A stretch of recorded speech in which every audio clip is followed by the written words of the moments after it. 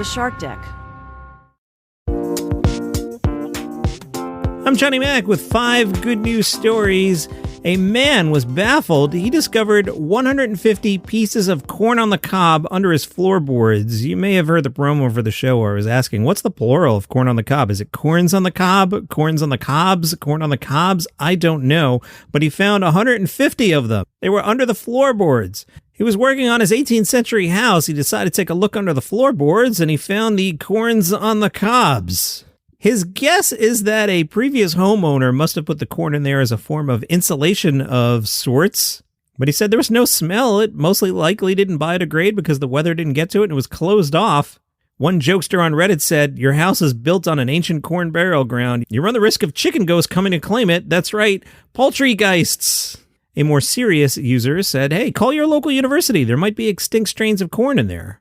Nice job out of 2 5th graders in Green Springs. They're Layla and Maddie, and they noticed kids weren't being quite as nice as they used to be, and they decided to take action. Rather than respond to cruelness with cruelness, they chose kindness. They created the Kindness Club. Layla said, "It kind of started when some of the 5th graders were not being nice to each other. There was a big change from the start of the year. It didn't feel right, and I felt like if we had the club, something could change. They meet during lunch break. It's open to anybody in the 5th grade. Maddie says, "We do a bunch of different activities right now. We're making bracelets." They're planning on making some posters featuring kindness slogans. They'll be displayed around the school.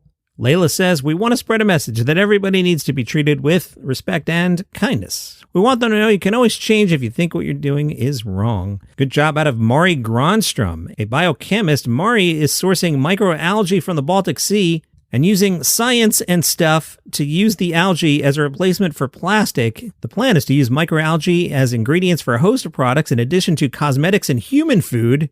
The microalgae extracts can be used in detergents, animal feed, packaging, and even as a replacement for plastic. And I love this next sentence. She asked, "Just imagine if IKEA asked for algae-based meatballs globally," which could happen. Hello, I am Mark Francis, host of Palace Intrigue, the podcast that delves into the daily drama of the British royal family. These short daily episodes cover the latest news and scandals involving the likes of Prince Harry, Meghan Markle, Kate Middleton, King Charles, and the rest. From backroom sources to public controversies, we've got you covered. Whether you're a long-time fan or just curious about the royals, Palace Intrigue is the perfect podcast for you. So join us as we explore the lives, legacies, and dramas of the British monarchy. Subscribe now and never miss an episode of Palace Intrigue.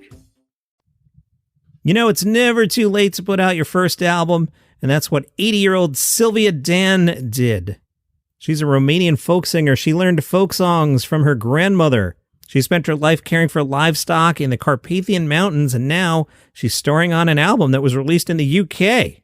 The album's called Interbeing. It was recorded in a remote village. A team of artists, videographers, photographers, and musicians traveled to the village, which is 180 kilometers north of Bucharest, to record with Dan and local musicians on traditional Romanian flutes. Dan says, "The album means a lot to me. It makes me proud that future generations will hear my ancestors' songs. Music and nature are embedded in our blood, and I'm so happy that money raised will help restore the landscape near my village. It's been devastating to see the destruction, and this project gives me hope." Well, maybe she should team up with Lynn Cole, who's a grandmother, a young grandmother at 57. Lynn Cole, the grandma, goes to EDM clubs on her own. She's been to more than 50 EDM festivals just this year. She says she enjoys the parties with no drugs, no alcohol, no cigarettes. She's just there for the music. Lynn, who's from Sydney, said, "My fun is pure. No drugs, no alcohol, no cigarettes. I try to show you don't need any of that to have fun. Hardstyle music, when you enter a festival, the music's loud. Everyone's just as excited as you are to be there. We're all there for one reason, to connect to the DJ and their music. No matter the age, the energy and the vibe is so amazing. I greet old friends I met at past festivals, and I always make new ones. I love people, and I love to hug." Unfortunately, she can't find people her own age to go with. She says, "I go to all my festivals by myself. I'll be waiting a long time for someone my age to join me. My children don't go to raves anymore, so I go by myself. My kids are okay with it." She recently retired and bought a camper van so that she can go to other festivals across Australia. That's your 5 good news stories for today. Follow the show for free on Apple Podcasts, Spotify, YouTube, wherever you get your pods. See you next time. Have a great day. Who doesn't like vacations? Do you need some inspiration for your next road trip?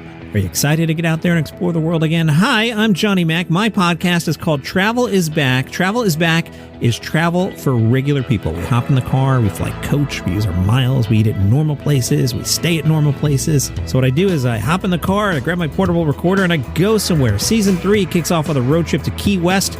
You can check out the back catalog. There are popular episodes covering Chicago, Nashville, Vancouver, Seattle, a whole bunch more. Travel is Back, road trips for regular people. Follow the show on Apple Podcasts or wherever you get your shows. These are quick, these are casual, and it's for regular people like you. Travel is Back.